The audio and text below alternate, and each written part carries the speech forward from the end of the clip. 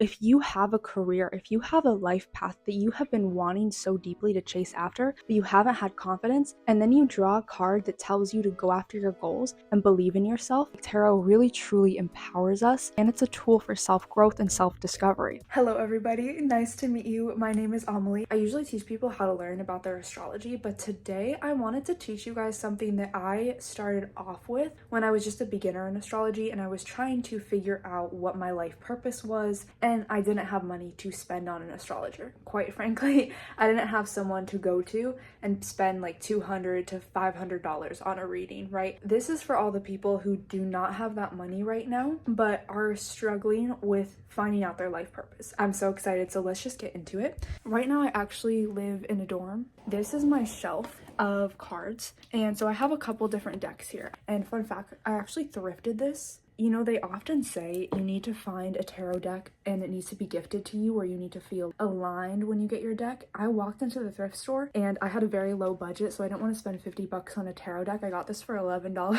I'm going to teach you guys the basics. You know, there's so many influencers that make tarot seem like the most difficult thing ever. Anyone can do tarot. Literally anybody could do tarot. You do not have to go to a professional tarot reader to have your life change. All of us have an internal intuition and an ability to read cards. When I read someone's tarot and I'm like, this is actually really accurate, before they even tell me that it's accurate, I will get full body chills. I almost feel like this information from a higher power is kind of coming down and flowing through me into the cards. If you've ever experienced that, let me know. For me, that's what my intuition is. That's what the higher consciousness is to me, but for you, it might feel different. I know people whose intuition is they'll get earrings, feel their ear ringing, and then they'll get a message sent through there. They feel shivers down their spine. They'll feel heat when something is wrong. They'll feel cold when something is correct. So there's all forms of intuition. I remember I was at a summer camp once and I was working as a counselor, and we were sitting in the cabin and I brought out my deck. I gave this person that I just had met a couple weeks ago a reading, and she usually didn't believe in that stuff. She was like, whoa. After I read these girls' cards, she asked me, can I give you a tarot reading? And I said, yeah, give me a tarot reading, sure. I asked her a question and she started drawing cards and she started using her own intuition to interpret the pictures on the cards, even though she's never read tarot. And she also looked up the site Biddy Tarot for the descriptions and she started reading off my cards. I was getting chills because she was reading from a place of intuition and she had no idea. We spent hours in that room, impromptu, me, her, and one other girl switching around doing tarot readings for each other when neither of these girls had ever done tarot readings before. So this really is something that you can use yourself and for your friends. Usually we walk away from tarot readings with this life-changing advice, or we better understand how to navigate a certain situation if we need to break up with somebody. Fun fact, I've actually broken up with somebody based off a couple different tarot readings, and I'm better for it because of that. And that might sound crazy, but honestly, if you don't believe me, just try it out for yourself. I've read tarot for other people too, professionally, where they have actually paid me to read their tarot. I've done that online. I have read tarot for multiple of my friends, and I usually do tarot when I do an astrology reading. So that's my background. You know, I'm not the most professional, well established, credited tarot reader. Hopefully, I am just a step up above you so you can kind of understand how I did it and you can do it too. Step one is getting your first deck. Where are you going to get your tarot deck? What type of deck are you going to get? This is the classic Rider-Waite Tarot deck. This is composed of the major arcana and the minor arcana. It is the most traditional thing. This has 78 cards within it. If you get it from a thrift store like me, count your cards. You can tell it is very used. I use it all the time, and I also got it from a thrift store, so it's kind of broken in. There are also special designs of the Rider-Waite Tarot deck. You see how there's special designs. If I could recommend anything, I would say start with the Rider-Waite deck, familiarize yourself with the cards, and then move on to like Oracle decks. Oracle decks are really fun. They're usually supplementary to the readings you do, and they usually give very direct advice. Beautiful art and pictures. It's more expressive. You know, even influencers will make their own Oracle decks very often. If you don't have a Pinterest account, grab a Pinterest account, and this is what you're going to do. You are going to look up tarot spreads in Pinterest. You're going to see a lot of different options. What area of life do you want to get started with? Are you looking for help in career? Are you looking for help in love? They literally have tarot spreads for everything on Pinterest. Usually there's a picture and it tells you how many cards to draw and what question to ask for each card. Let's say that I'm trying to manifest something and I want to check in with tarot and see if I'm in alignment with my goals. I'll usually cleanse it with selenite or quartz, and I'll usually knock it like this 3 or 4 times to kind of symbolize cleansing it. For this spread, let's say we're doing 3 cards, and my first question is, am I in alignment with the path to my manifestation? So I ask the question, and then I go in to pick the card, because now that the question is out there, I know that the card I pick is going to be the answer to the question. Because I have only one hand, I'm just going to grab a card. The trick here is to not second guess which card is calling out to you. Am I in alignment with my manifestations? I got Queen of Wands, right? And now what I would do is I would set that down on my table, just like plop, set it down on my table. Let's say my next question is, how fast is my manifestation coming in? And then I would shuffle the deck again, and then I would pull a card, and I got the Moon reversed. And then I put that down, and then I asked my third and final question for the tarot spread. What actions do I need to take to reach my manifestation? And I got Justice. So now that I have these 3 cards, what the heck do those pictures mean? This is actually almost full, guys, but I'll get out my journal and I'll write at the top of the page what my question is. So my first question was, am I in alignment with my manifestation? Then I got the Queen of Wands. So then I would look up on Biddy Tarot, what did the Queen of Wands mean? I'm going to do this in real time with you guys. So I looked it up on here. Queen of Wands reminds you that you are upbeat, courageous, and determined. You are here to see through creative visions and life purpose, even in the face of adversity and challenge, highly self-actualized, highly aware. And there's a lot of information on here. So I'm going to kind of just skim it and then find the things that really resonate with my question.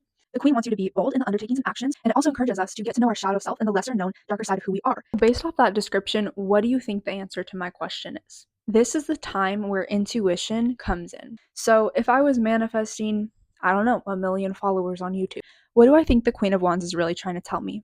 Then I would say, okay, with my manifestation, am I in alignment? This is telling me I am the social butterfly. This is what I'm supposed to be doing. I'm supposed to be seen. I'm supposed to be in the spotlight.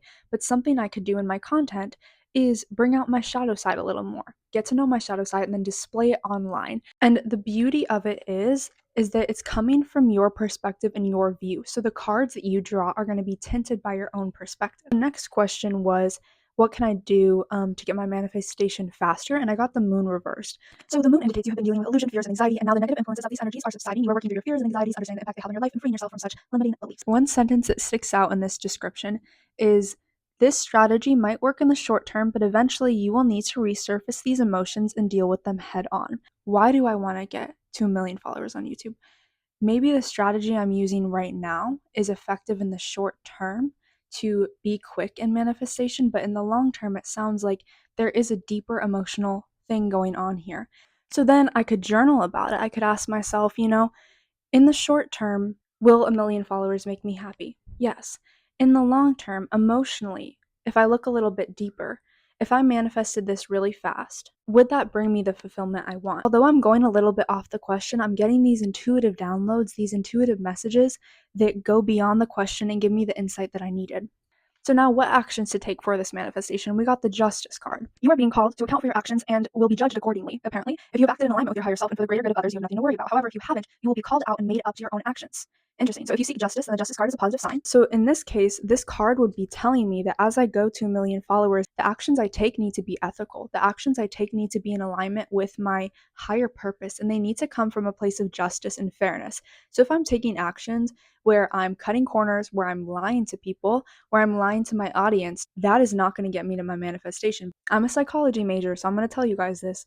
I love tarot because when we read the description, we're subconsciously picking up on the information that stands out to us and that we need to hear in the moment. Even though I'm interpreting the card this way, you may interpret it in a different way. And that's why I love, love, love reading tarot for ourselves. Because when we read it for ourselves, we pick up on the information we need from those descriptions. And after I do this whole spread, after you do this whole spread, you're just going to journal about it. What insights did you get? How do you feel after you did that tarot? After you did that first spread, you can keep practicing. How I like to practice in the start is every morning I'd wake up and I would shuffle my deck and I would ask a question and then I would pick a card for the day. I'd take a picture and I'd read the description. At the end of the day, I'd reflect. Did that actually happen? For example, I would ask, what might happen today that could throw off my energy? And then I got 10 of Swords just now. So I know how my day might be going. Ten of Swords is about this kind of deep pain, this feeling of hurt, this feeling of being put down, feeling almost depressed, right? So I might be hit with this wave of depression or this wave of defeat later today, and I'm in a really happy mood right now. Maybe I didn't think that that would happen to me. I'll take a note of that, I'll screenshot the description, and then at the end of the day, I'll figure out, did that happen? The beautiful thing of this is I start to build up my intuition. Intuition is like a muscle. And the more we use tools like tarot, the more we use tools like astrology, the more we're going to get feedback in our body, the more intuitive nudges we're going to get, the more we trust our intuition, the more we trust ourselves. If I could leave you with anything, it's that you have so much power within you. You don't need to wait for someone else to tell you or give you advice. You can truly sit with yourself and explore your inner world and figure out what is the right next step for you, because advice isn't always a one size fits all. All that matters is you just start. Although now, if I really wanted to, I could go buy a professional tarot reading. I genuinely find that sitting with myself, doing my own tarot readings, or getting my friends to read my tarot is so much more fulfilling and connective, and it's enjoyable because then I am growing with my friends and we are investing in our self growth together, and we are spending our time becoming better people and aligning with our purpose. So don't let all those people scare you into telling you that you can't do tarot. You can do tarot and you can start today. Follow me for more. I love you so, so much. And let me know if you get your deck, if you do your tarot spread, and what happens. All right, I'll see you in the next one. Bye.